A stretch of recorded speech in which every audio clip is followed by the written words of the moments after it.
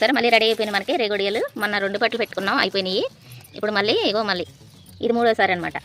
ఈ సీజన్లోని ఫ్రూట్ అనమాట, వేసవికాలం రేగుపళ్ళు. అంతమంది దొరకవు కదా, అందుకని ఇంకా ఉన్నప్పుడే మనం పెట్టుకోవాలి.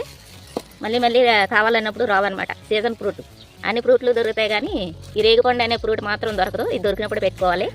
అలాంటి రేగొడియలు కూడా అంతమంది పెట్టుకోవడానికి ఉండదు కదా, ముందే సంవత్సరం పొడిపోతూ ఉండే రేగొడియలు అనమాట. చాలా టేస్టీగా ఉంటాయి.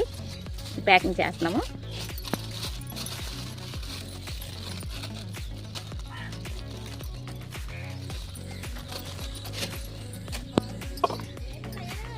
రేగొడియాలు ప్యాకింగ్ చేస్తున్నారు. అయిపోయినాయి కదా, ఆరిపోయినాయి.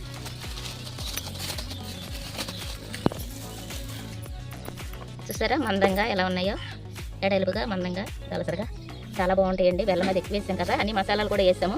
అన్నీ వేసి చేసాం కాబట్టి చాలా బాగుంటుంది అనమాట, టేస్టీగానా. సో నచ్చినాయా మీకు? నచ్చితే లైక్ వేసుకోండి.